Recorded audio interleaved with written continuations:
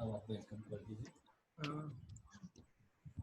Sir करेंगे। हाँ Chatterjee sir को सर आप कर दीजिए sir.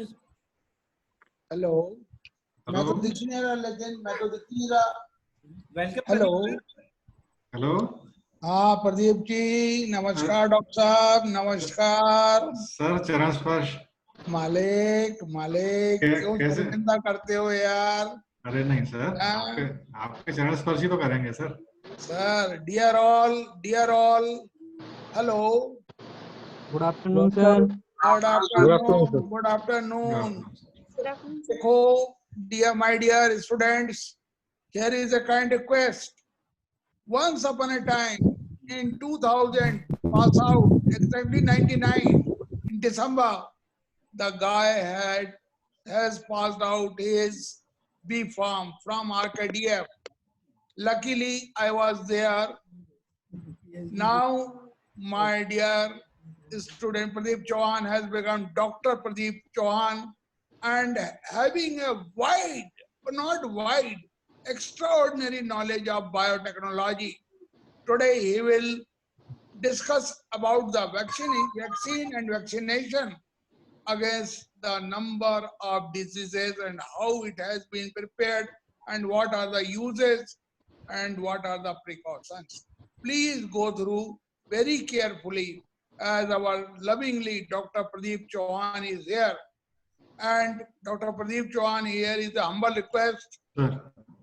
Please try to develop my students also, so they may also reach a day when I will listen their webinar or their speech on laptop.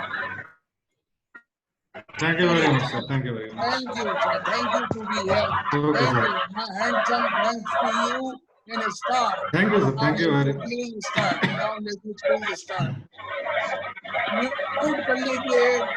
Mute कर लीजिए सब लोग अपना मोबाइल म्यूट कर लें. Hello friends. Yes sir. ठीक है.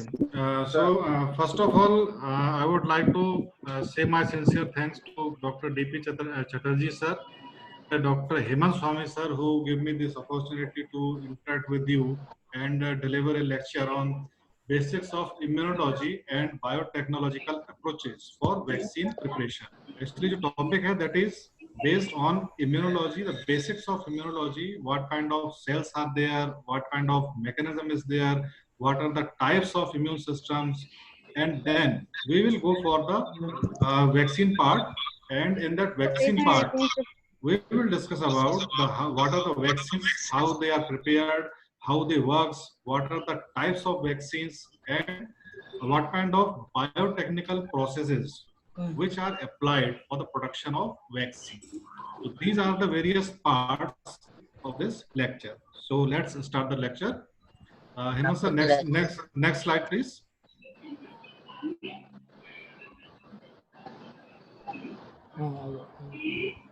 Next slide, please. Yes, this one. So this is the first slide. Actually, the immunology, जो word है, immunology is the study of body's immune system. And immune system is not only the short kind of system; it is a vast system. एक बहुत बड़ा system है, and in this system there are a lot of cells, lot of chemicals, lot of interconnectivity of these mechanisms is there. So this is a vast and versatile system which protects you against the microorganisms, pathogens, spores, and various chemicals, and also against the cancer. Cancer is also involved in immunology. So immunology is the study of immune system. And in this immune system, we will study about the various cells and various kind of chemicals and their collective response for the protection of body. This is the immunology. And as you can also see in the slide, the immune system is able to generate an enormous variety of cells. There are a lot of variety of cells are there which are involved in the immune system. Like you have already known these names: lymphocytes, macrophages, dendritic cells, B cells, T cells. These are various kind of cells which are participate in immune cells. So these all cells and chemicals are collectively work as a immune system. Next slide.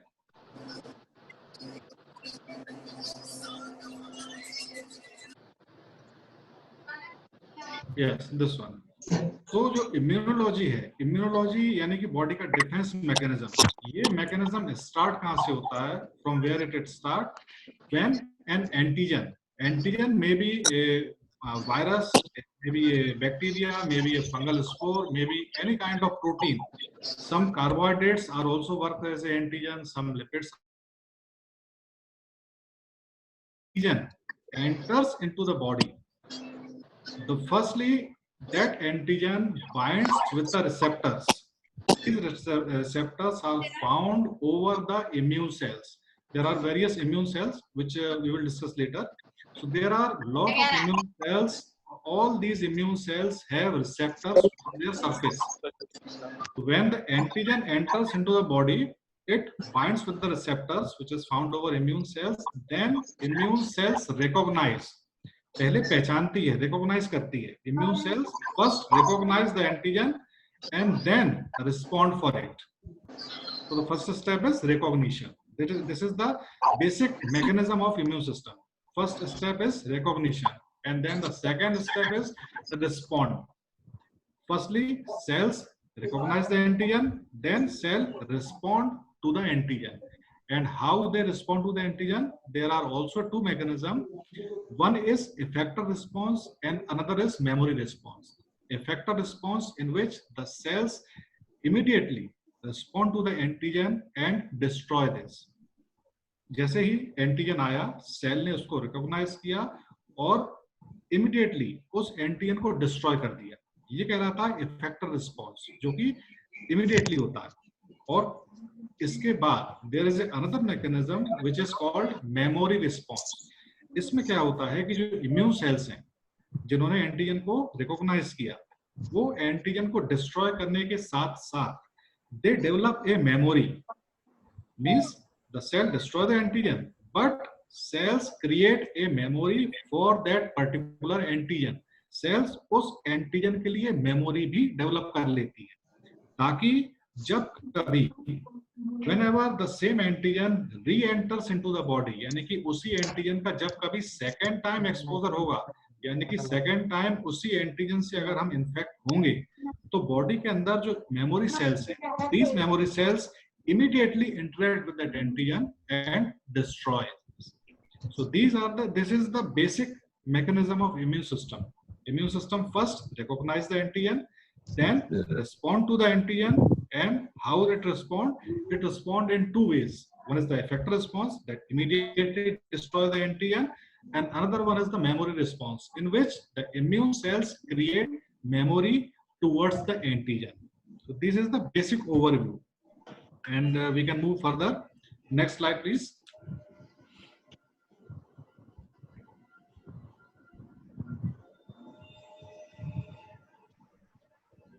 Yes. So after the basic description of immune system, there are two kind of immune system which are found inside the body. One is innate immunity, and the second one is adaptive immunity. Innate immunity ये क्या होती है? Innate immunity is the first line defense mechanism, but the adaptive immunity is the second and specific line of defense mechanism. Innate यानी इसको हम कह सकते हैं कि प्राइमरी टाइप की इम्यूनिटी है. एडाप्टिव इम्यूनिटी इसको हम कह सकते हैं कि स्पेसिफिक है और ये थोड़ी ज्यादा पावरफुल या ज्यादा इफेक्टिव है. इनमें डिफरेंस क्या है ये थोड़ा सा और देखते हैं.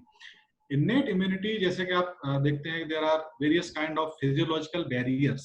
जैसे कि स्किन है, माइक्रो ऑर्गेनिज्म स्किन को इजीली पार नहीं कर पाता, पेनिट्रेट नहीं कर पाता है.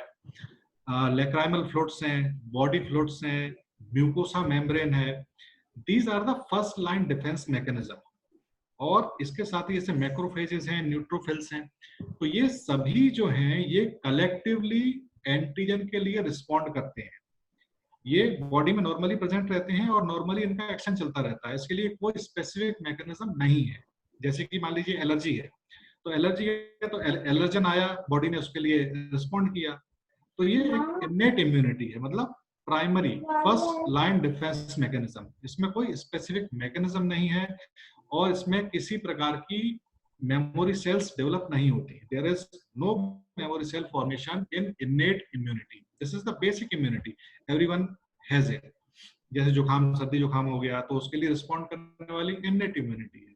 बट अगर इन्फेक्शन ज्यादा है, अगर जो एंटीजन है या पैथोजन है वो डीपली टिश्यूज में चला गया है, ब्लड सर्कुलेशन में चला गया है, या primary immunity that is not able to protect from that antigen, तब बॉडी के अंदर एडाप्टिव इम्यूनिटी स्टिमुलेट होती है। एडाप्टिव इम्यूनिटी एक स्पेसिफिक काइंड ऑफ मैकेनिज्म है जिसमें स्पेसिफिकली आपने सुना होगा जैसे एंटीबॉडीज हैं और other kind of specific cells हैं, जैसे कि macrophages, natural killer cells, B cells, T cells, dendritic cells, बहुत सारी सेल्स होती हैं which are participate in the adaptive immunity. इसी में एक चीज आपने और एक चीज और पढ़ी होगी शायद कि complement system. The complement system is a collective response. Complement system is a collective response of all the cells which are participating in the immune system and all the chemicals which are released by these cells. तो ये जो पूरा system होता है immunity का, ये कहलाता है कॉम्प्लीमेंट सिस्टम। ये सब होता है एडाप्टिव इम्यूनिटी में। और जो सबसे इंपॉर्टेंट चीज है एडाप्टिव इम्यूनिटी की, वो ये है कि इसमें मेमोरी सेल्स डेवलप होती हैं। The memory cells are formed in adaptive immunity. अब आपके एक सवाल आएगा दिमाग में कि ये मेमोरी सेल्स क्या है। तो मेमोरी सेल्स ये हैं कि जब एंटीजन आता है, पहली बार जब बॉडी में एंटर होता है एंटीजन, तो बॉडी उसको डिस्ट्रॉय कर देती है और कुछ मेमोरी सेल्स डेवलप होती हैं जो उस एंटीजन के सेकेंड या सब्सिक्वेंट एक्सपोजर के टाइम पे उसको डिस्ट्रॉय करती हैं। और यही एडाप्टिव इम्यूनिटी बेसिक होता है वैक्सीन डेवलपमेंट का। क्योंकि वैक्सीन क्या है, वैक्सीन ये है कि भाई आपको एक बार एंटीजन दिया और आप लाइफ लॉन्ग या बहुत सारे सालों तक उस डिजीज से प्रोटेक्टेड हो गए। प्रोटेक्टेड क्यों हो गए? क्योंकि after the vaccination there are memory cells which are produced inside your body. तो वो मेमोरी सेल जो है वो आपको कई सालों तक उस एंटीजन से प्रोटेक्ट करती हैं। यही एडाप्टिव इम्यूनिटी होता है, बेसिस ऑफ वैक्सीन डेवलपमेंट। यहां तक क्लियर हुआ? कोई प्रॉब्लम तो नहीं आ रही? चलो आगे बढ़ते हैं। Next slide please. अब यहां से हम थोड़ा एडाप्टिव इम्यूनिटी की तरफ जाएंगे, क्योंकि जो इनेट इम्यूनिटी है वो कोई स्पेसिफिक नहीं है, that is a general way. But तो एडाप्टिव इम्यूनिटी है वो हम स्टडी करेंगे, क्योंकि एडाप्टिव इम्यूनिटी ही वैक्सीन डेवलपमेंट में काम आती है। तो एडाप्टिव इम्यूनिटी जो है, this generate a antigen specific immune response. जैसे ही कोई एंटीजन बॉडी में आता है, the immune cells recognise that antigen, binds that antigen with their receptors and then destroy this. But after this, the memory cell also produced in the body, and this memory cell response is responsible for vaccination. इसी में हमने ये दो type जो आपको दिखाए हैं, जैसे एडाप्टिव इम्यूनिटी है, इसमें दो टाइप की immunity you can say here, humoral immunity and the cell mediated immunity. Humoral immunity is what? That is mediated by antibodies, and the cell mediated immunity is mediated by the cells. Antibody means एक protein के immunoglobulins होते हैं, structure होता है protein का जो antigen से bind करके उनको न्यूट्रलाइज करता है. ये एंटीबॉडीज फॉर्म होते हैं बी सेल्स के थ्रू, इसीलिए इसको बोला जाता है ह्यूमोरल इम्यूनिटी. जबकि जो सेल मीडिएटेड इम्यूनिटी है, इसमें सेल्स डायरेक्टली एंटीजन से इंटरेक्ट करती है और उनको करती है. तो ये दो टाइप की इम्यूनिटी हैं जो हम आगे भी देखेंगे, इसका थोड़ा डिस्क्रिप्शन. Next slide.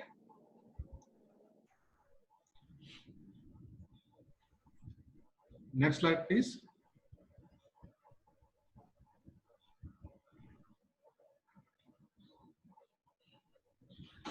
तो इम्यूनिटी को जानने से पहले यहाँ पर आपको एक चीज और जानना जरूरी है, क्योंकि ये टर्म आगे आएंगे.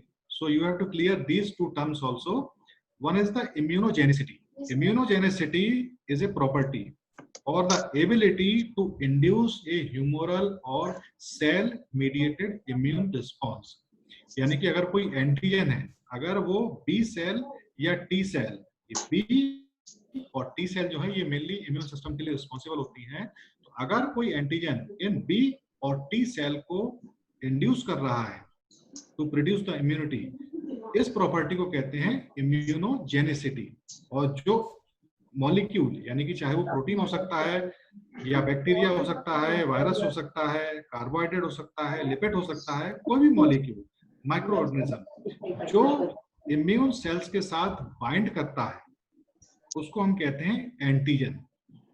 और उस एंटीजन की एबिलिटी कि वो कितनी सारी सेल्स के साथ किस तरीके से कितना इफेक्टिवली रिस्पॉन्ड कर रहा है, वो कहलाती है एंटीजेनिसिटी. मींस इसको कह सकते हैं कि पावरफुलनेस कह सकते हैं कि कितना पोटेंट है एंटीजन. जितना ज्यादा एंटीबॉडी एंटीजन के लिए रिस्पॉन्ड करेंगे, हम उतना बोलेंगे कि उसकी एंटीजेनिसिटी ज्यादा है. Antigenicity is the response of antigen और the cells to the antigen. जितना ज्यादा एंटीजेनिक होगा, बॉडी का रिस्पॉन्स उस एंटीजन के लिए उतना ही ज्यादा होगा. तो ये दो टर्म हैं जो आपको क्लियर होने चाहिए, इम्यूनोजेनिसिटी एंड एंटीजेनिसिटी. यहाँ पर आप देख रहे हैं कि बी सेल्स हैं जो एंटीजन के साथ इंटरेक्ट कर रहे हैं. बी सेल्स कन्वर्ट हो रहे हैं प्लाज्मा सेल्स में और मेमोरी सेल्स में. इसी तरह से जो टी सेल्स हैं, प्लीज बैक.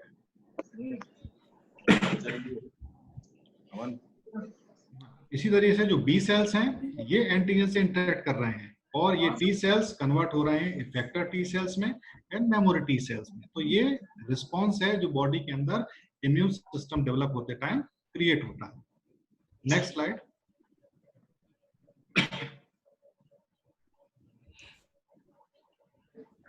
ये जो एक मैकेनिज्म है जिसकी हम बात कर रहे थे अभी कि humoral and cell mediated immune response, these are the two mechanisms which are involved in the body. इसमें होता क्या है, दोनों का थोड़ा अलग अलग है सिस्टम. तो पहले देखते हैं humoral immunity. It is also called the antibody mediated immune response. मतलब ऐसा इम्यून रिस्पॉन्स जिसमें एंटीबॉडीज इन्वॉल्व होती हैं. ये जो रिस्पॉन्स है, this is due to B cells. B cells, इनकी जब ये इमेच्योर होती हैं तो इनकी सेल की सरफेस पर एक रिसेप्टर होता है. जब antigen when antigen enters into the body, it binds with the immature B cells. After binding with antigen, B cells become mature. It is called activated B cells. After the binding with antigen, these B cells gets activated, and these activated B cells convert into two types of cells. What two types of cell? One is the plasma cell and another one is memory cells. Plasma cells is responsible for the antibody production. This pathway takes place in the 3 to 4 days from the entry of antigen and the antibody production. It takes around 3 to 4 days. And when these antibody produce, they interact with the antigen and destroy them. This is the primary immune response of humoral immunity. Another type of cells which are created from activated B cells, these are the memory cells. Memory cells जो हैं ये आपकी body में कई सालों तक रहती हैं, 2 साल, 4 साल, 10 साल, 15 साल. ये मेमोरी सेल का लाइफ स्पान काफी ज्यादा होता है. और इन मेमोरी सेल्स के अंदर जो मेमोरी है वो होती है टुवर्ड्स एंटीजन. तो जब एंटीजन कभी 6 महीने बाद, 1 साल बाद, 2 साल बाद, कभी जब वो एंटीजन दोबारा आता है तो ये मेमोरी सेल्स तुरंत इमीडिएटली उस एंटीजन से इंटरेक्ट करती हैं और उसको डिस्ट्रॉय करती हैं through antibody formation. That is called the secondary immune response. So this is the process of humoral immunity. And another one is cell mediated. Next slide please.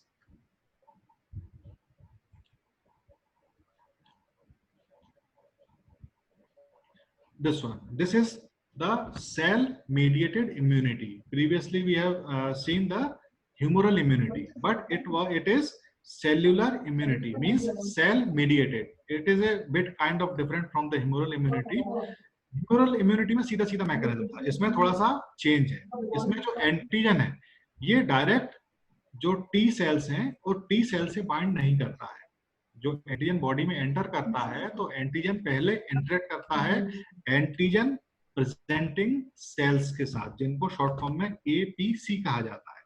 ये APC antigen के साथ bind करते हैं और उनकी processing करते हैं। Processing मतलब जो एंटीजन है उसको फ्रेगमेंटाइज करते हैं, उस एंटीजन को तोड़ते हैं, छोटे छोटे फ्रेगमेंट में तोड़ते हैं, और फिर बाद में यही जो छोटे छोटे फ्रेगमेंट्स जो एपीसी ने एंटीजन को तोड़ा था, ये छोटे छोटे जो फ्रेगमेंट्स हैं ये वापस एपीसी की सरफेस पर आते हैं, और एपीसी की सरफेस पर आने के बाद दो तरह के रिसेप्टर से बाइंड हो सकते हैं।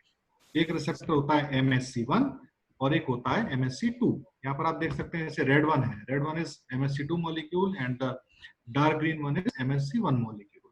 तो जो एंटीजन आया उसकी प्रोसेसिंग के बाद एपीसी ने उसको या तो MSC2 मॉलिक्यूल के साथ रखा या MSC1 मॉलिक्यूल के साथ रखा।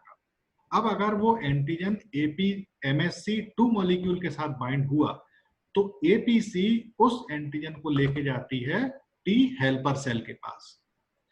That APC takes antigen to the T helper cell, and T helper cell respond to that antigen by secreting cytokines and interleukins.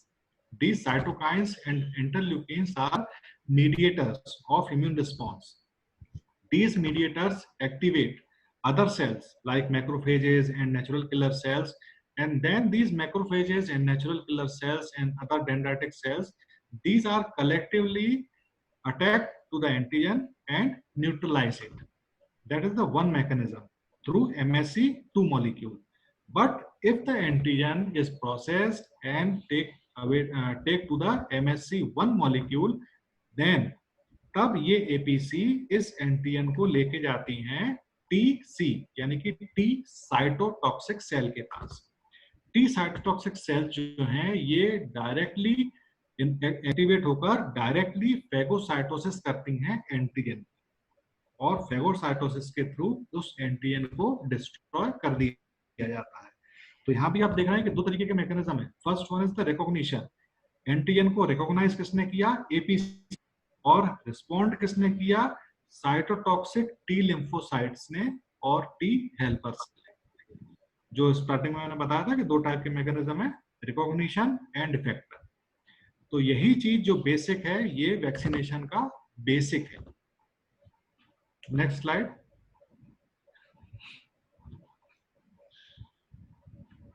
यहां से now the basic immunology part is over. Basic immunology part is over, in which we have studied about the antigen, what kind of mechanism is there, and what kind of several types of immunity is there. अब हम चलेंगे vaccination part की तरफ। Vaccination part, vaccine क्या है? Vaccine होता है कि एक जब बॉडी के अंदर एक एंटीजन को एंटर कराया जाता है और बॉडी उस एंटीजन के अगेंस्ट प्रोटेक्टिव रिस्पॉन्स को जनरेट करती है। Protective response means memory cells, जो स्टार्टिंग में बताया था। इसीलिए बेसिक मैंने पहले बताया कि आपको पता होना चाहिए कि मेमोरी जो वैक्सीनेशन है उस वैक्सीनेशन का बेसिक क्या है? उसका बेसिक है मेमोरी सेल्स। तो vaccination is what? Vaccination is the administration of antigen, any kind of antigen, it may be bacteria, it may be virus, it may be any kind of protein. तो administration of antigen into the body, and body immune system उस एंटीजन के लिए activate होता है और memory cells बनाता है। यही मेमोरी सेल्स हमको कई सालों तक उस एंटीजन से प्रोटेक्ट करके रखती हैं। ये है वैक्सीनेशन। वैक्सीनेशन इसमें आप देख रहे हैं कि vaccination activation of immune cells and the generation of immune response, that is called immunity. अब यहाँ पर हम देखते हैं कि ऐसी चीजें हैं, कौन कौन से कंपोनेंट हैं, what are components which are used for vaccination purpose. बहुत सारी चीजें होती हैं, जैसे कि अगर हम बैक्टीरिया की बात करें तो in the bacteria we can use whole bacterial cell as a vaccine. Vaccine में क्या होता है कि जो बैक्टीरिया है या वायरस है उसकी small amount, very small amount body में इंजेक्शन के थ्रू या ओरली एंटर कराया जाता है, उसके अगेंस्ट बॉडी में इम्यून सिस्टम डेवलप होता है। तो जो एजेंट्स हम वैक्सीन के रूप में ले सकते हैं वो सारे एजेंट्स हो सकते हैं या तो कंप्लीट बैक्टीरियल सेल, लेकिन वो बैक्टीरियल सेल या तो किल्ड होगी या अटेनुएटेड होगी। इट शुड बी किल्ड और अटेनुएटेड। अब आपको यहाँ पर किल्ड और अटेनुएशन का मतलब क्लियर होना चाहिए। किल्ड मतलब डिस्ट्रॉयड, एक ऐसी बैक्टीरियल सेल जो किल्ड है, लाइव नहीं है। बट अटेनुएटेड जो सेल्स हैं, ये अटेनुएटेड सेल्स लाइव होती हैं। These are the live cells, they can replicate.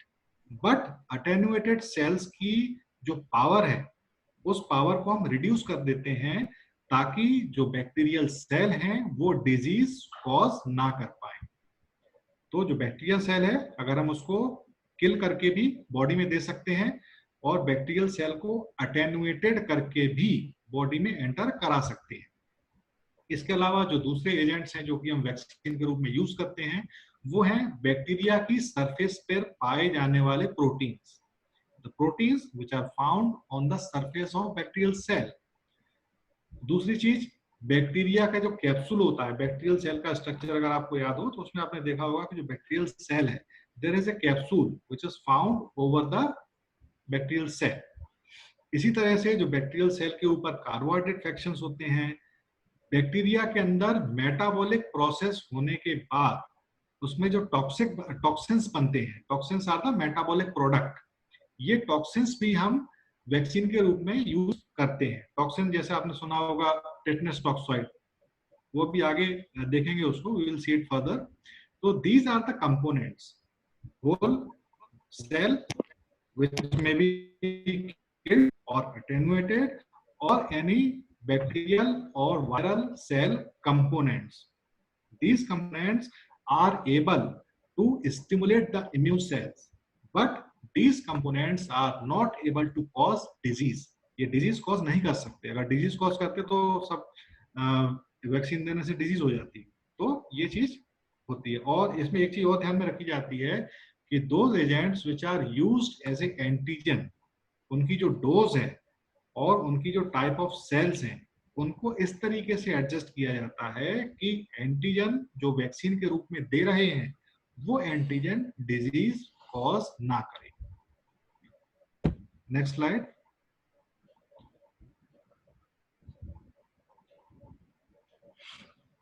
अब यहाँ से हम दो मेन बातें देखते हैं जो वैक्सीन डेवलपमेंट के लिए बहुत ही इंपॉर्टेंट है। These are the two factors which are considered very very important for the vaccine designing. Vaccine समझ में आ गया कि वैक्सीन क्या है? वैक्सीन एक एजेंट है, इट में भी बैक्टीरिया और वायरल और देयर कंपोनेंट जो बॉडी में दिए जाते हैं ताकि बॉडी उनके अगेंस्ट इम्यून रिस्पॉन्स प्रोड्यूस करे। तो these are the two factors which are considered important in vaccine designing. First one is हमें वैक्सीन देते टाइम ये देखना पड़ता है कि जो वैक्सीन हम दे रहे हैं वो वैक्सीन कौन से टाइप की इम्यूनिटी को स्टिमुलेट करेगा। जैसे हमने प्रीवियसली पढ़ा था कि there are two types of immunity, one is the humoral and another one is cellular.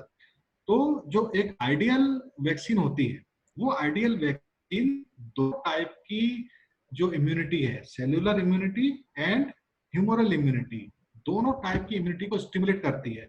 But बहुत सारी ऐसी वैक्सीन हैं जिसमें कुछ ह्यूमोरल रिस्पॉन्स प्रोड्यूस करवाती हैं, कुछ सेलुलर रिस्पॉन्स प्रोड्यूस करवाती हैं। तो आइडियल वैक्सीन हम कोशिश ये करते हैं कि भाई वैक्सीन देने के बाद दोनों टाइप के रिस्पॉन्स प्रोड्यूस हो ताकि वैक्सीन की इफेक्टिवनेस ज्यादा हो। और जो दूसरा फैक्टर है which is also very important, वो ये है कि जो मेमोरी सेल्स बन रही हैं वो कितनी बन रही हैं और उनका लाइफ स्पान कितना है। मेमोरी सेल का बनना वैक्सीन की जो सक्सेस है उसको शो करता है। अगर किसी वैक्सीनेशन के बाद अगर मान लीजिए मेमोरी सेल्स सिंथेसाइज नहीं हो रही हैं तो वैक्सीन किसी काम की नहीं है। वो वैक्सीन इमीडिएटली आपको रिस्पॉन्ड तो कर देगी, इमीडिएटली अपना रिस्पॉन्स तो दिखा देगी, लेकिन अगर मेमोरी सेल्स क्रिएट नहीं होंगी तो लॉन्गर ड्यूरेशन में उस वैक्सीन का कोई इफेक्ट आपको देखने को नहीं मिलेगा। इसीलिए वैक्सीन को बनाते समय दो बातें ध्यान में रखी जाती हैं कि vaccine should stimulate both cellular and humoral response and also it should be able to generate memory cells. ये दो फैक्टर हैं जो वैक्सीन डिजाइनिंग के टाइम पर ध्यान में रखे जाते हैं. नेक्स्ट, यहां पर एक टेबल है. In that table you can see the various types of vaccines and the components which are used to create the vaccine, and at the last there are examples of vaccines. The first one is live attenuated vaccine. जैसा कि उन्होंने बताया था आपको कि attenuated यानी कि जो माइक्रो ऑर्गेनिज्म है that is not killed, that is live, it can be replicated but it cannot produce disease. These kind of cells are called live but attenuated. Attenuated का हिंदी में मतलब होता है निष्क्रिय, जिसके अंदर कोई एक्टिविटी नहीं है. इसके अंदर जो वैक्सीन के एग्जांपल है जैसे कि BCG vaccine, typhoid, measles, mumps, rotavirus vaccine, varicella zoster जो कि चिकन पॉक्स कॉज करता है, yellow fever vaccine that is caused by virus. तो ये सब जो है ये लाइव अटेन्यूएटेड वैक्सीन होते हैं. जबकि जो किल्ड वैक्सीन है इसमें हम जो बैक्टीरिया है उसको किल करके या वायरस को किल करके फिर बॉडी में एडमिनिस्टर करते हैं ताकि उस एजेंट के अगेंस्ट बॉडी में इम्यून सिस्टम डेवलप हो.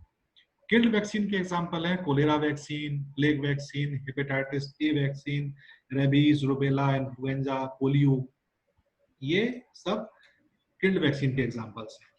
टॉक्सॉइड वैक्सीन, जैसा कि पहले मैंने बताया था कि toxins are the metabolic product of bacterial cells. तो जो टॉक्सिन्स हैं उनको हम आइसोलेट करके दे सकते हैं बॉडी में. जब ये टॉक्सिन्स बॉडी में जाते हैं तो इन टॉक्सिन के अगेंस्ट बॉडी के अंदर एंटीबॉडीज बनती हैं जो हमें प्रोटेक्ट करती हैं. इसके एग्जांपल है tetanus toxoid and staphylococcus toxoid. Next one is back this one. Another one is microbial macromolecule fraction vaccine. इसमें क्या होता है कि जो बैक्टीरियल सेल है उसको हम ब्रेक करते हैं. ब्रेक करने के बाद जो माइक्रोबियल सेल के जो फ्रेगमेंट्स हैं जैसे उसकी सेल वॉल है या कैप्सूल है या फ्लैजिला है, उन कंपोनेंट को यूज करते हैं एज ए वैक्सीन. इसके एग्जांपल है haemophilus influenza vaccine and various pneumococcal vaccines. Viral subunit vaccine. Viral subunit vaccine में वायरस सेल के ऊपर जो प्रोटीन होता है that protein is used as vaccine. इसके एग्जांपल है influenza virus vaccine, measles, hepatitis B virus and HIV यानी कि vaccine against AIDS. Another one is recombinant vaccine. This one is specifically produced by the biotechnology recombinant DNA technology. इसके example है malaria, AIDS, influenza and herpes virus vaccine. इसको हम आगे देखेंगे अभी detail में थोड़ा सा. Next please.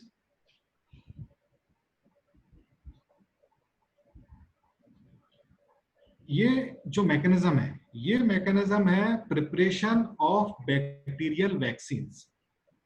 ये एक कॉम्प्लिकेटेड प्रोसीजर है थोड़ा सा, लेकिन इसमें आप देखेंगे कि 4 अलग अलग तरह की जो वैक्सीन्स हैं ये प्रिपेयर हो रही हैं. There are 4 kind of vaccines which we can prepare through this process. One is whole organism killed vaccine, another one is whole organism attenuated vaccine, purified microbial fraction vaccines and toxoid vaccines. Process start कहाँ से होती है? Process start होती है सबसे पहले हम microbial strain लेते हैं, यानी कि वो माइक्रोब लेते हैं जिसको हम यूज कर रहे हैं एज ए वैक्सीन. वो माइक्रो ऑर्गेनिज्म लेते हैं. उस माइक्रो ऑर्गेनिज्म को कंसंट्रेटेड कंडीशन में उसको एक कहते हैं सीड लॉट. सीड लॉट क्या है? Seed lot is a concentrated bacterial cell suspension. जब हमें वैक्सीन बनानी होती है तो हम उस सीड लॉट में से उस पर्टिकुलर बैक्टीरिया को आइसोलेट करते हैं. उस बैक्टीरिया को प्री प्रोडक्शन मीडिया में कल्चर करते हैं ताकि बैक्टीरियल सेल एक्टिवेट हो जाएं, वो रेप्लिकेट होने लगें. उसके बाद जब बैक्टीरियल सेल एक्टिवेट हो जाती हैं, रेप्लिकेट होने लगती हैं, तब उन बैक्टीरियल सेल को निकाल के लार्ज फर्मेंटर्स में उनको ट्रांसफर करते हैं। जब बैक्टीरियल सेल को लार्ज फर्मेंटर्स में ट्रांसफर करते हैं तो जो कल्चर मीडिया है उसमें बहुत सारी सेल्स कल्चर होती हैं, और कल्चर करने के बाद उन सेल्स को हार्वेस्ट कर लिया जाता है। हार्वेस्टिंग मतलब आइसोलेशन। सेल्स को आइसोलेट कर लेते हैं और उन सेल्स को अगर हम किल करेंगे यानी कि उसको चाहे तो हीट से किल कर सकते हैं या फॉर्मेल्डिहाइड से किल कर सकते हैं। किल करने के बाद उस माइक्रो ऑर्गेनिज्म को हम यूज कर सकते हैं एज ए किल्ड वैक्सीन, वो ऑर्गेनिज्म किल्ड वैक्सीन। अगर हमें अटेन्युएटेड वैक्सीन बनानी है, if want to prepare the attenuated vaccine, तो हम उस बैक्टीरियल सेल को किल नहीं करेंगे, उसको अटेन्युएट करेंगे थ्रू रेडिएशन या फॉर्मलिन। उसको अटेन्युएट करने के बाद हम उस माइक्रो ऑर्गेनिज्म को आइसोलेट कर लेंगे and we can use it as a attenuated vaccine. Third one is purified microbial fraction vaccine. Microbial fraction vaccine, जैसे भी मैंने आपको बताया था कि माइक्रोबियल फ्रैक्शन वैक्सीन बनाने के लिए जो बैक्टीरियल सेल है उसके फ्रैगमेंट्स का यूज करते हैं। तो बैक्टीरियल सेल को ब्रेक करना होता है उसके लिए, तो जो लार्ज फर्मेंटर्स हैं वहां से हम बैक्टीरियल सेल को निकालते हैं। निकालने के बाद सेंट्रीफ्यूगेशन के थ्रू और मैकेनिकल फोर्स के थ्रू उनको फ्रेगमेंटाइज करते हैं, यानी कि बैक्टीरियल सेल को तोड़ते हैं। तोड़ने के बाद उनके जो फ्रैक्शंस होते हैं, whether it may be A capsule, flagella, any kind of molecule, हम उस फ्रैक्शन को निकालते हैं। फ्रैक्शन की तरह की वैक्सीन बैक्टीरिया से हम बना सकते हैं। टॉक्सॉइड वैक्सीन बनाने के लिए, टॉक्सॉइड वैक्सीन बनाने के लिए हम जो कल्चर मीडिया है जिसमें हमने बैक्टीरियल सेल को कल्चर किया था, वहां पर बैक्टीरिया अपनी मेटाबॉलिक एक्टिविटी कर रहा होगा। उन due to this metabolic activity bacterial cell produces some metabolites. These metabolites are toxins. Some metabolites, not all, some metabolites are considered as a toxins. In toxins को हम कल्चर मीडिया से harvest कर लेते हैं, आइसोलेट कर लेते हैं और उन toxins को प्यूरिफाई करके उनको यूज करते हैं एज ए वैक्सीन। तो ये एक जनरल ओवरव्यू है बैक्टीरियल वैक्सीन प्रिपरेशन के लिए। 4 तरह की वैक्सीन हमने बैक्टीरियल की यहां से बना सकते हैं। वायरल वैक्सीन बनाने के लिए, next slide,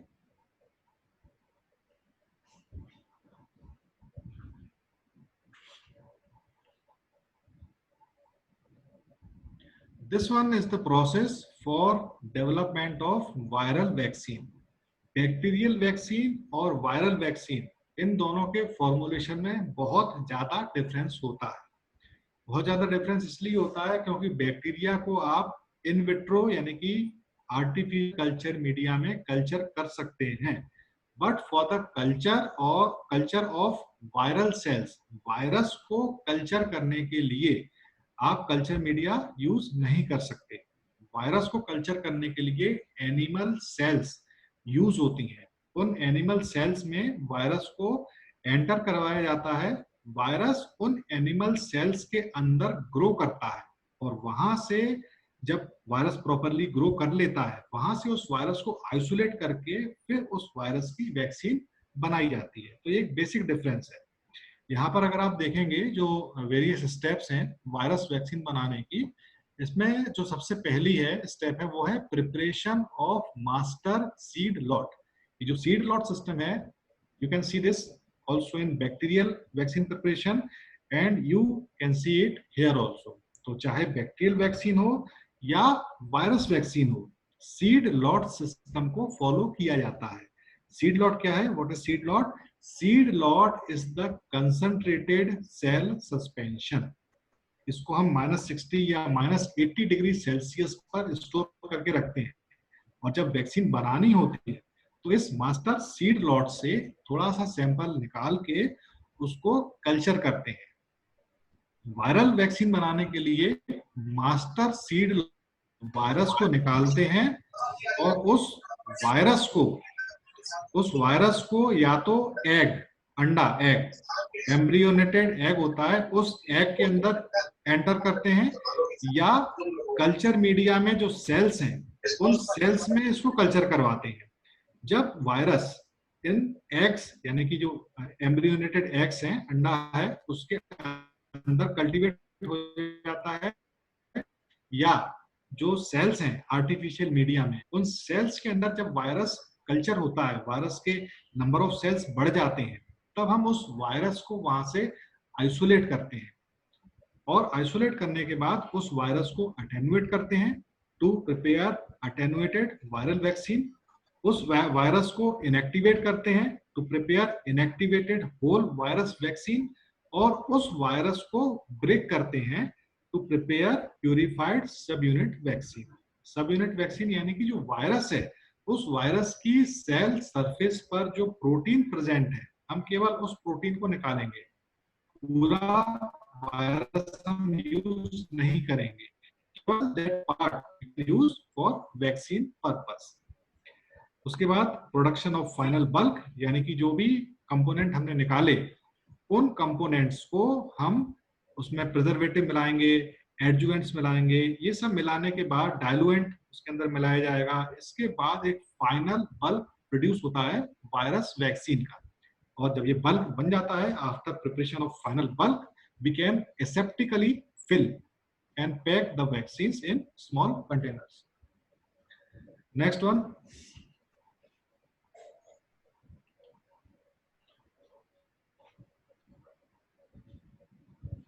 Here you can see the process of recombinant vaccine preparation. This is also much different from the previous one. Here you can see red color virus DNA. This is the DNA which is used for vaccine preparation. अभी पहले हमने क्या देखा कि जो virus cell हैं, उस virus को पूरा हमने यूज किया वैक्सीन बनाने के लिए, बट जो डीएनए रिकॉम्बिनेंट डीएनए टेक्नोलॉजी है, इसमें we can use only a part of DNA. ये डीएनए का पार्ट रिस्पॉन्सिबल होता है फॉर द एंटीजन सिंथेसिस। यही एंटीजन हम यूज करते हैं वैक्सीन बनाने के लिए।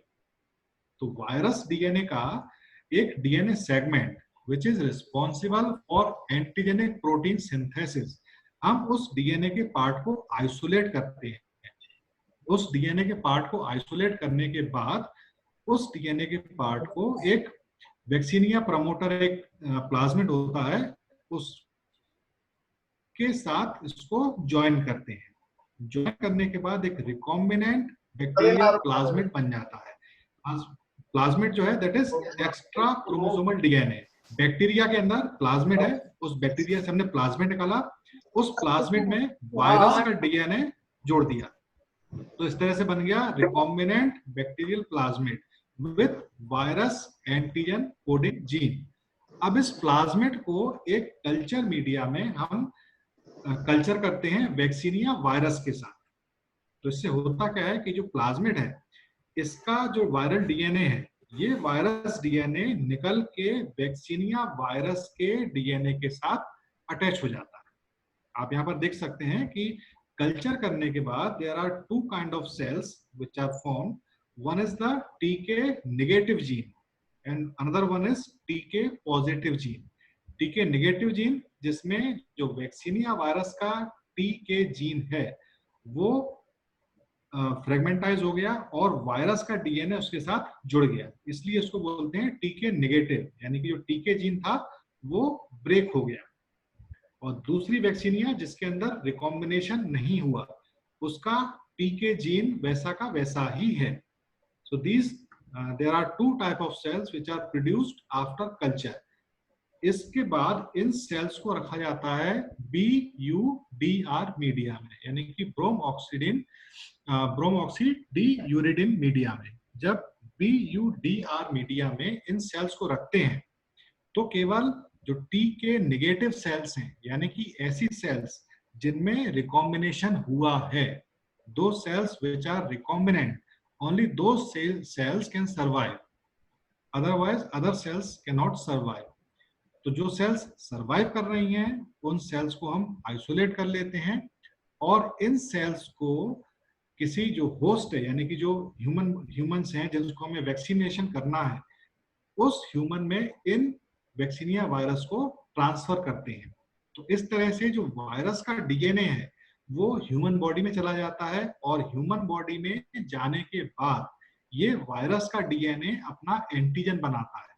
यानी कि वायरस का एंटीजन अब कहाँ बनेगा? अब बनेगा वो ह्यूमन बॉडी के अंदर। तो जब वो एंटीजन ह्यूमन बॉडी के अंदर बनेगा तो वो एंटीजन इम्यून सेल्स के साथ रिएक्ट करेगा, और इम्यून सेल्स उस एंटीजन के अगेंस्ट एंटीबॉडीज डेवलप करेंगी एंड मेमोरी सेल्स डेवलप करेंगी। तो इस तरह से ये इम्यून सिस्टम ह्यूमन बॉडी में जनरेट होता है। कैसे जनरेट हुआ? हमने वायरस को वैक्सीनिया प्रमोटर के थ्रू ह्यूमन बॉडी में भेज दिया। ह्यूमन बॉडी में जाने के बाद वायरस का डीएनए एंटीजन बनाएगा, और उस एंटीजन के अगेंस्ट ह्यूमन बॉडी रिस्पॉन्ड करेगी। ये होता है रिकॉम्बिनेंट डीएनए टेक्नोलॉजी के थ्रू वैक्सीन का प्रोडक्शन। इसी के साथ कुछ अलग चीजें भी हैं इसमें। Next slide.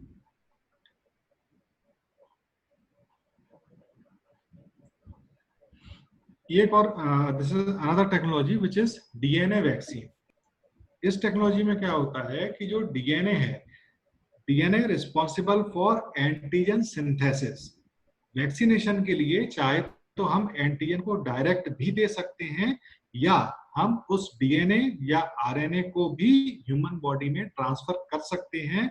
ह्यूमन बॉडी में जाने के बाद वो डीएनए या आरएनए अपना एंटीजन बॉडी के अंदर सिंथेसाइज करेगा, और बॉडी उस एंटीजन के अगेंस्ट सेल्यूलर या ह्यूमरल इम्यून रिस्पॉन्स प्रोड्यूस करेगी।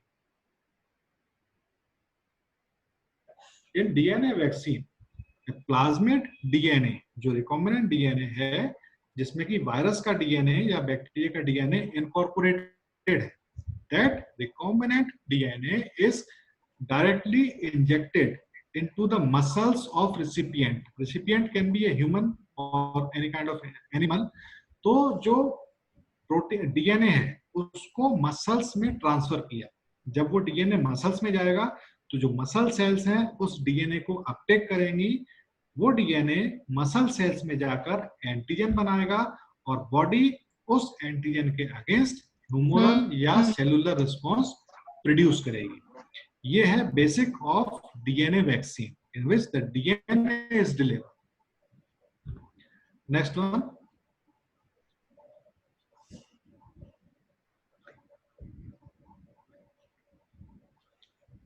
This is multivalent subunit vaccine. Here you can see that there are T cell epitopes and B cell epitopes.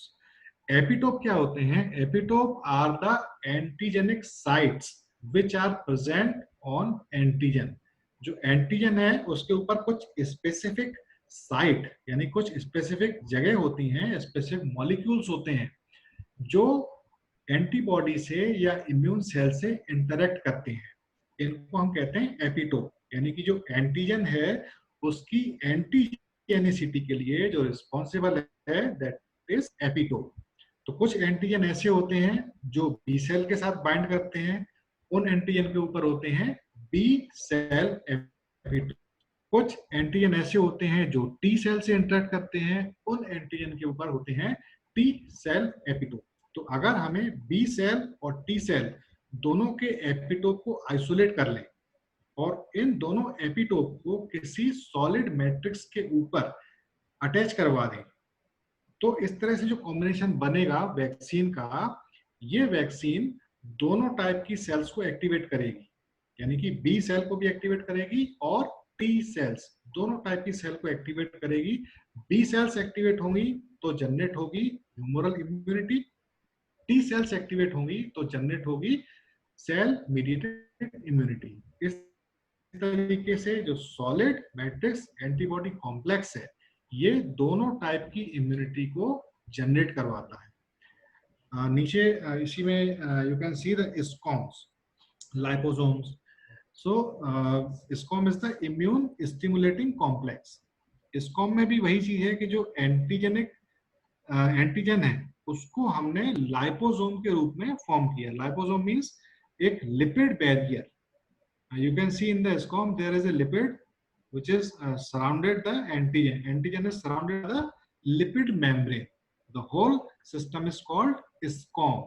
तो एंटीजन को हम ISCOM के थ्रू भी दे सकते हैं. ISCOM के थ्रू देने से फायदा ये होता है कि ISCOM is made of lipid molecules. Lipid molecules cell के थ्रू रीडिली अपटेक कर लिए जाते हैं. जो सेल्स हैं वो ISCOM को बहुत आसानी से अपटेक कर लेती हैं, अपने अंदर ले लेती हैं. तो जैसे ही जो सेल्स हैं वो ISCOM को अपने अंदर लेंगी, ISCOM के अंदर जो एंटीजन प्रेजेंट है वो एंटीजन चला जाएगा सेल्स में, और सेल्स में जाएगा तो सेल्स इम्यून रिस्पॉन्स को प्रोड्यूस करेंगी. जो मल्टीवैलेंट सबयूनिट वैक्सीन है, इसका एक फायदा ये होता है कि ये काफी इफेक्टिव होता है इम्यून सेल्स को जनरेट करने के लिए, उनको स्टिमुलेट करने के लिए. क्यों? क्योंकि इसके अंदर हम डी सेल एपिटोप भी दे सकते हैं और टी सेल एपिटोप भी दे सकते हैं. इसलिए these are the highly effective vaccines. Next one.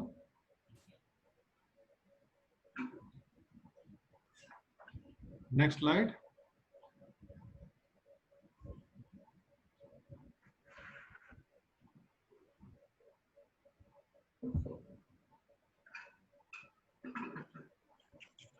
Another one is RNA vaccine. अभी आपने देखा था DNA vaccine. Now we can we'll see RNA vaccine. RNA vaccine भी वही सेम चीज है.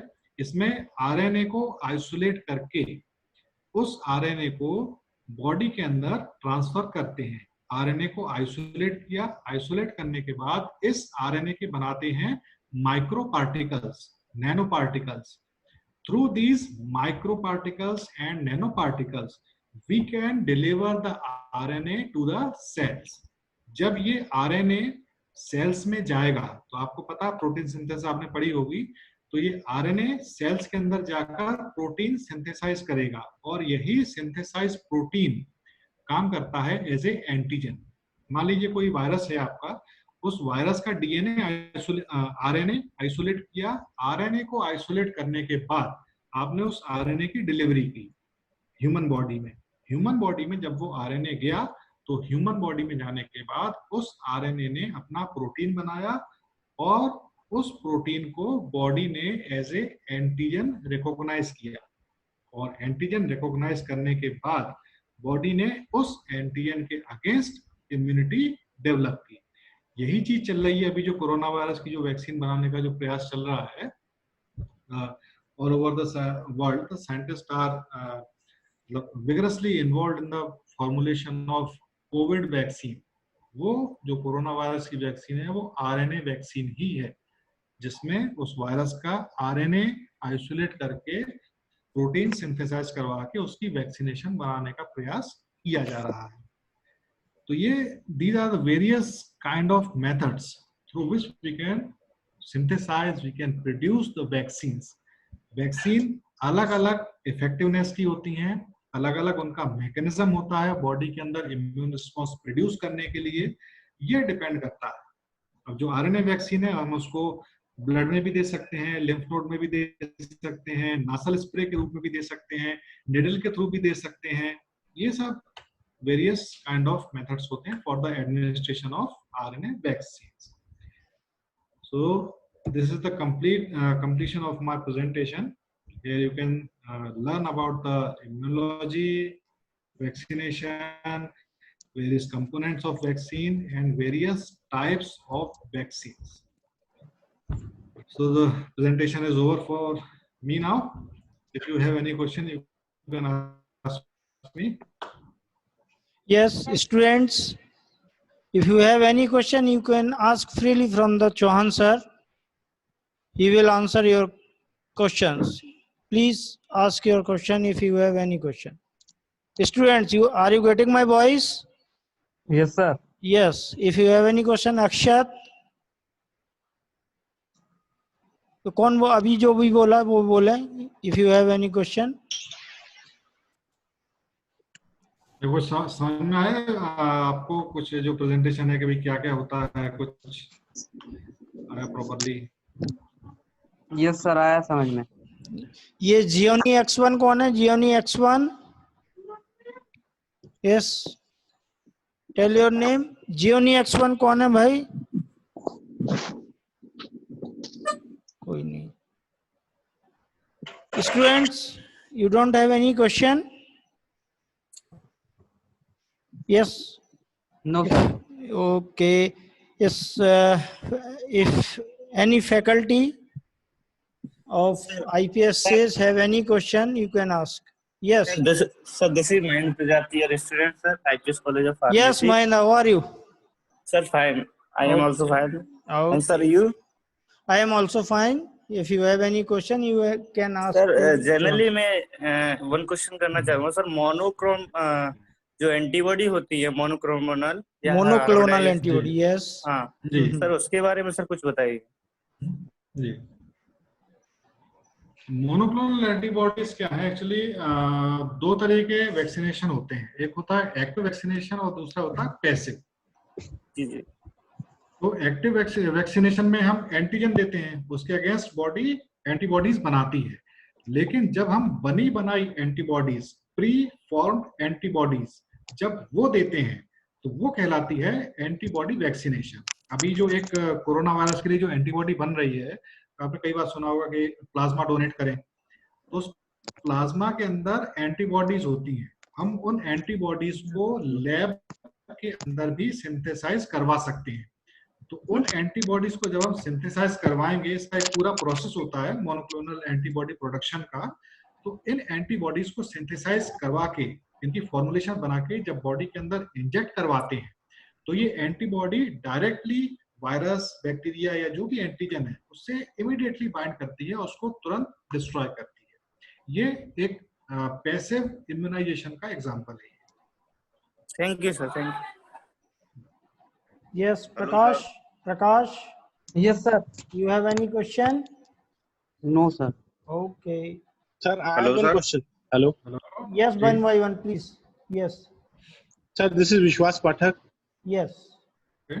Sir, I have one question. What are, in your point of view, are the biggest hurdles in preparing a vaccine for COVID-19? Biggest hurdle जो है इसमें ये है कि आप वैक्सीन इमीडिएटली आप बना सकते हो, 2 से 3 महीने में वैक्सीन बन सकती है। Yes, sir. बट जो मेजर इशू आता है वैक्सीन बनाने में वो होता है सेफ्टी एनालिसिस। Vaccine Yes. आपने बना ली है, ठीक है, उसको के आपने देखा अभी कि एंटीजन हम डिलीवर कर रहे हैं, ठीक है, Yes, sir. लेकिन वो एंटीजन बॉडी के अंदर जाके कितनी देर तक मेमोरी सेल्स को प्रोड्यूस करवा सकता है, जो मेमोरी सेल बनेंगी वो कितनी देर तक रहेंगी। और कभी कभी क्या होता है कि जो एंटीजन हम बॉडी के अंदर दे रहे हैं उसकी Yes. डोज एडजस्ट करना, उसकी टॉक्सिसिटी एनालिसिस करना, इन सब चीजों में टाइम लगता है। पता पड़ा कि हमने जो डोज डिसाइड की वो डोज जाके बॉडी के अंदर उसको कोरोना उसने कॉज कर दिया, तो इसमें टाइम लग जाता है। टॉक्सिसिटी स्टडीज में जो क्लिनिकल ट्रायल्स कहलाते हैं, नहीं, क्योंकि डोज तो एडजस्टमेंट और मेमोरी सेल का रिस्पॉन्स, ये मेन दिक्कत है इसमें। हाँ, क्योंकि WHO ने कभी कहा था कि शायद कभी भी वैक्सीन ना आ पाए इसकी। वो उसलिए कहा था उन्होंने कि जो वायरस है, वायरस की प्रॉपर्टी होती है कि वो 4 महीने, 6 महीने, 1 साल के अंदर म्यूटेशन कॉज करता है। उसके अंदर Yes, जो आरएनए, जो कोरोना वायरस है, उसका सीक्वेंस बदल जाता है। हाँ, दैट इज आरएनए वायरस। तो वो Yes. अपना वायरस का जो सीक्वेंस है वो चेंज कर लेता है, और उसकी वजह से जो प्रोटीन हमने डिटेक्ट सोचा किया था था। कि भाई उस जो एंटीबॉडी हमारी उससे बाइंड करेगी, अब वो प्रोटीन का स्ट्रक्चर चेंज हो गया, यस सर, यस। तो एंटीबॉडी उससे बाइंड ही नहीं कर पाएगी, तो वो मेन समस्या है उसमें। यस, थैंक ये यू। चीज। Hello hello hello sir. जी, yes sir, Yes, I sir. Am Ankur Agrawal from Gwalior. आपको और बताइए। नमस्ते सर, हेमंत सर, नमस्ते Namaste, beta, namaste. सर, नमस्ते। नमस्ते। माय क्वेश्चन तो नहीं है सर, वन कमेंट्स है कि आज बहुत प्राउड फील हो रहा है सर ग्वालियर में कि आप दोनों गुरुओं को मैं एक साथ एक मंच पे देख रहा हूँ सर। और जो आपने वैक्सीनेशन का आज जो चैप्टर पढ़ाया आपने, ह्यूमरल और सेलुलर ह्यूमरल इम्यूनिटी, तो आपकी क्लास की ही पूरी याद आ गई वैक्सीनेशंस की। जो आपने सीरीज, जो आपने इम्यूनोलॉजी पहले माइक्रोबायोलॉजी में जो सीरीज में जुड़ी हुई थी पीसीआई सिलेबस में, तो आज कुछ मेमोरीज भी ऊपर हुई हैं। सर एक क्वेश्चन हमारे मन में है कि सर अगर वैक्सीन इसका डेवलप हो जाता है तो कितना टाइम लगेगा ये पूरा जितना भी अपना पॉपुलेशन है उसको देने के लिए? मतलब वैक्सीन, अभी सभी लोग बता रहे हैं कि वैक्सीन नवंबर तक, दिसंबर तक अगर आ सकता है, उसके बाद भी हमको कितने दिन और सरवाइव करने में लग जाएंगे? देखो, उसकी जो पूरी जो आंसर है, एग्जैक्ट आंसर है वो ये है कि आपने 1-2 महीने में, 3 महीने में वैक्सीन बना लिया। वैक्सीन बनाने के लिए जो क्लिनिकल ट्रायल्स है वो फेज 1, फेज 2, फेज 3 चलता है। तो पहले 50 आदमियों को लेके क्लिनिकल ट्रायल्स किया, फिर 100 आदमियों को लेके क्लिनिकल ट्रायल्स किया, फिर 500 आदमियों को लेके क्लिनिकल ट्रायल्स किया। उनमें सभी में उसके साइड इफेक्ट्स देखे, इफेक्टिवनेस देखी। तो इसमें एटलीस्ट 6 महीने का टाइम लगता है। और उसके बाद भी, वैक्सीन बनने के बाद भी, उसके मार्केट में आने के बाद भी कई सालों तक ये स्टडी चलती रहती है कि 1 साल बाद, 2 साल बाद, 3 साल बाद कोई साइड इफेक्ट तो नहीं आ रहा है। तो ये दोनों पैरेलल चलते रहते हैं, लेकिन एटलीस्ट 6 महीने लगते हैं कम से कम। Yes, okay sir, thank you sir. चरण स्पर्श sir, thank you very much. Hello. Hello Hello. जी Good afternoon, sir. This is Akhil Gupta from IPS College. जी सर, मेरा एक क्वेश्चन है, जैसे अभी आपने बताया प्लाज्मा थेरेपी से हम पैसे एंटीबॉडी हम लेके हम दूसरे व्यक्ति में डोनेट कर सकते हैं। सर, एक क्वेश्चन है, तो जी, गवर्नमेंट बिल्कुल। इसको डिनाई क्यों कर रही है? सर, अगर एंटीबॉडी डेवलप हो रही है, अगर एक ह्यूमन में अगर कोई पेशेंट है तो दूसरे को देके हम ट्रीट कर सकते हैं, तो अच्छा उदाहरण है पैसे एंटीबॉडी। बिल्कुल अच्छा है, क्योंकि कुछ टाइम में चला भी था कि भाई प्लाज्मा डोनेट करो, एंटीबॉडी निकाल के देंगे। लेकिन उसके साथ एक जो मेन थोड़ी सी जो प्रॉब्लम है वो ये है कि जो एंटीबॉडीज हैं इनको एग्जैक्टली प्यूरिफाइड फॉर्म में आइसोलेट करना होता है। अगर आपने थोड़ी सी भी इम्प्योर एंटीबॉडीज किसी को दे दी, तो उस एंटीबॉडी के साथ जो दूसरे प्रोटीन एसोसिएट हैं, वो एसोसिएटेड प्रोटीन दूसरे पेशेंट में जो रिसिपिएंट है उसके अंदर एडवर्स रिएक्शन कॉज कर सकते हैं। और अगर वो एडवर्स रिएक्शन कॉज हो गई तो इट कैन बी लीथल। इसलिए थोड़ा सा वो सावधानी रखना है कि अगर रिएक्ट कर गया तो अच्छा है, लेकिन अगर उसके एडवर्स रिएक्शन हो गए तो बड़ी मुश्किल हो जाएगी। Okay, thank you so much sir. Thank you so much, Pradeep sir, Okay. for giving a nice lecture, very Thank you, informative Hemant. lecture. Thank you, sir. Now over to Very, very. Chatterjee sir to conclude the program, sir. Sir, please. HY sir.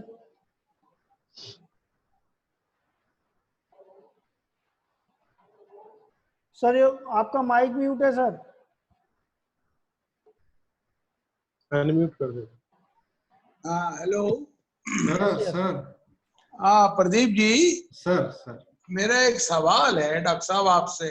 Sir, आप सवालों का जवाब देते हैं sir, मैं कहाँ आपके नहीं सवालों नहीं का भैया, जवाब- मेरा एक सवाल तो है यार। सर, ठीक है आप ना? हमको पढ़ाने वाले हैं सर, आपके सवालों का जवाब हम कैसे दे रहे हैं? That you have to reply यार। सर ये पूछे सर। ग्वालियर जाकर जी खाना वाना खाने का टाइम निकाल पाए थे कि खाली पढ़ाई करते रह गए? नहीं सर, पढ़ाई What a तो vast knowledge you have created यार। सर आशीर्वाद है आप लोगों का। शुरुआत तो आप ही ने करवाई थी सर। नहीं, वो सब अलग बात है। शुरुआत तो मैंने बहुतों को करवाई है। How many Pradeep Chauhan I am having? Countable on fingers even. ठीक है? Thank you sir. Indeed please Sir. Forward carry on. Sir बिल्कुल सर, थैंक मजा यू आ गया यार। पुराने very दिन much, याद sir. आ गए। वो पिरामिड से पढ़ाता था मैं, और आज भी पढ़ाता हूँ।